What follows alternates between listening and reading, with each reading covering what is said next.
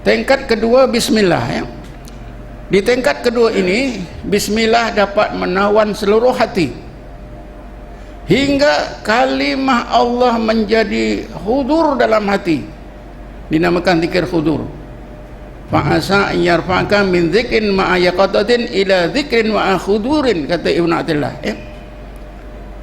Allah menjadi hudur dalam hati, menyebabkan apa saja yang lain daripada Allah keluar daripada hati. Hati tidak dipengaruhi oleh yang lain daripada Allah. Hati jadi merdeka, tidak diperhamba oleh makhluk, hanya menjadi hamba Allah saja. Nak jadi hamba Allah kena zikir Allah Allah sampai ke bismillah, tingkat yang kedua. Di tingkat kedua bismillah ini zikir ismudzat sampai di tingkat zikir khudur. Fa'asa ayyarfa'aka min zikrin ma'a ya qadatin ila zikrin ma'a khudurin, kata Ibnu Athaillah. Jadi zikir peringkat khudur ya. Ketika inilah Allah limpahkan waridul iqbal, namanya waridul iqbal, dalam ruang hati. Kata hikmah Ibnu Athaillah Skandari menyebutkan aurada alaikal warida liyatasallamaka min yadil aghyar wa yukharriruka min rikil asar.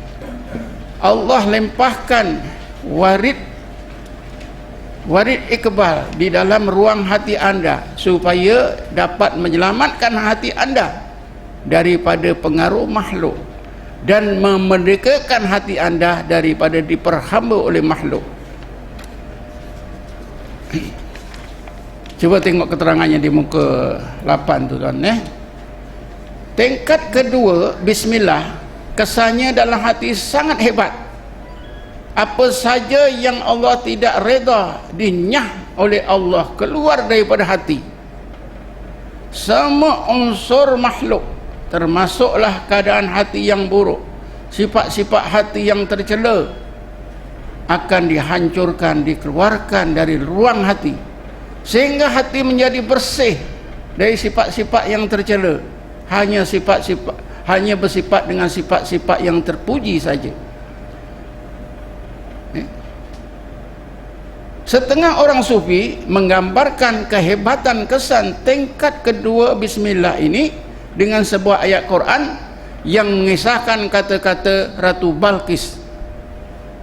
Ini daripada surah An-Naml ayat 34. Bismillahirrahmanirrahim. Qalat innal muluka idza dahalu qaryatan afsaduha wa ja'alu 'izzata ahliha azillah wa kadzalika yaf'alun.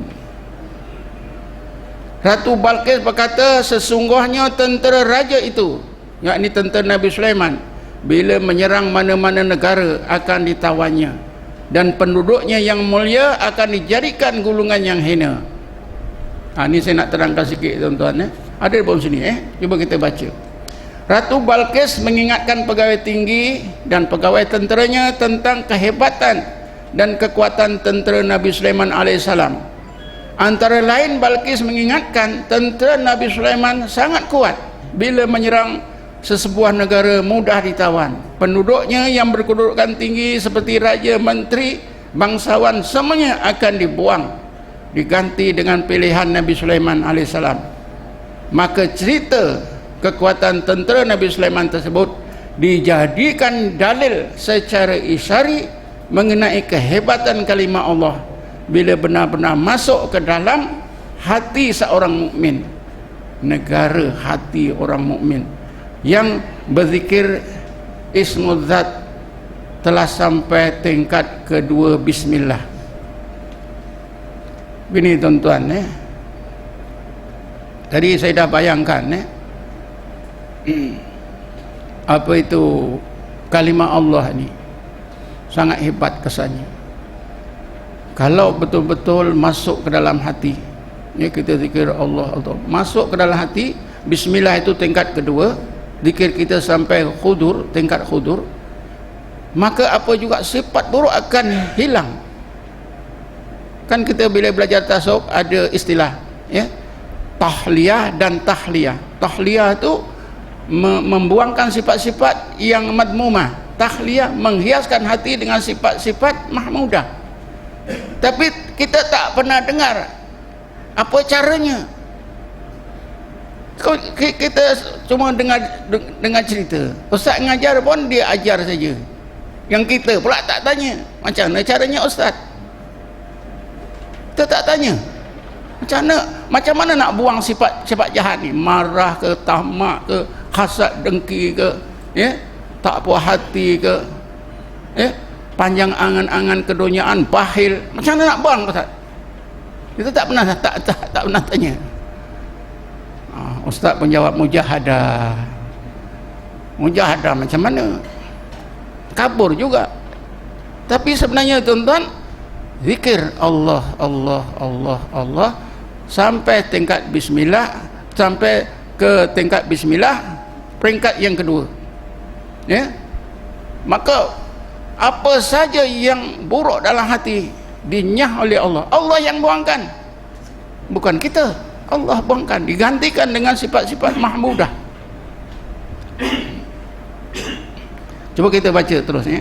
Dengan ini bermakna zikir ismudzat bila sampai tingkat kedua bismillah, usaha seseorang salik untuk mencapai tahliyah, ada pun di sini, membuang sifat-sifat madmumah, dan tahliyah menghias hati dengan sifat-sifat mahmudah akan tercapai, ya.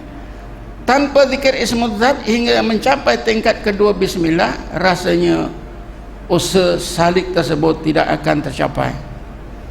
Terhapusnya sifat-sifat madmumah dan terhiasnya hati dengan sifat-sifat mahmudah, inilah yang dimaksudkan fana sifat-sifat tercela. Fana sifat-sifat tercela, seperti yang dikonsepkan oleh Syekh Abu Qasim Al-Junaidi Al-Baghdadi yang meninggal dunia tahun 297 Hijrah dan ulama tasawuf yang lain, yang menjadi syarat bagi seorang salik untuk menerima limpahan fana sebenar daripada Allah. Bila seorang dapat kurnia waridul iqbal, sampai bismillah tingkat kedua tadi, hati akan sentiasa berada dalam keadaan khudur ma'allah. Hati fokus mengingati Allah, dan ianya akan menjadi hamba Allah saja, dan telah bebas dari diperhambakan oleh yang lain daripada Allah. Kan ada Allah berfirman, bismillahirrahmanirrahim, ara'aita man ittahada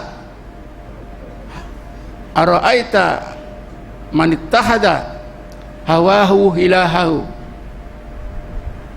Adakah kamu tak tengok, tak fikir adanya orang jadikan nafsunya sebagai Tuhannya.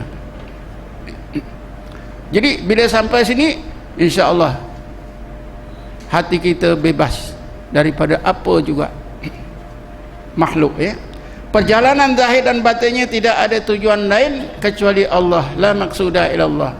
Orang tersebut dikenali sebagai salik yang khawas, yang biasa disebut dengan istilah khawas saja.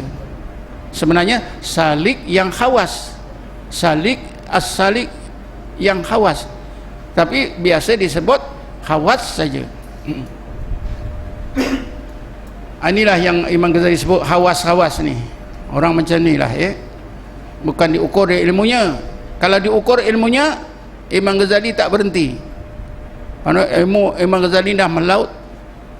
Ketika dia nak belajar ilmu tasawuf, Imam Ghazali sudah digelarkan dengan gelaran apa?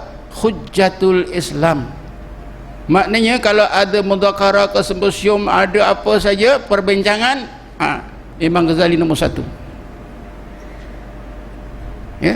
Tapi kenapa Imam Ghazali dia tinggalkan madrasah nizamiyah, letak jawatan, jual semua harta, tinggalkan Baghdad, pergi ke Damsyik, duduk di Damsyik 10 tahun? Karena dia sedar, tuan-tuan, Ini semua tak tercapai dengan ilmu. Tuan-tuan boleh baca kitab Sirus Salikin, macam mana Syekh Abdul Samad Primbani rekodkan kata-kata seorang ulama yang saya lupa. Tidak akan tercapai sekalipun belajar sebanyak 1000 kitab. 1000 kitab itu satu luri, tuan-tuan. Tapi rupa-rupanya dengan zikir Allah, Allah saja. Sebab itu kalau tuan-tuan pernah membaca syair apa Hamzah Pansuri, dia kata apa, Hamzah Pansuri di Baitul Kaabah mencari Tuhan terlalu upaya, akhirnya bertemu di dalam rumah. Dengan zikir Allah, Allah, akhirnya dia kenal Allah. Padahal dia belajar ilmu tauhid ni daripada negeri dia, pergi merantau-rantau sampai ke Mekah, dan dia duduk di sebelah Kaabah tu dekat Masjidil Haram. Ulama ajar dia belajar pun susah nak kenal Allah. Tapi akhirnya dia kata, akhirnya bertemu Allah di dalam rumah, berzikir saja.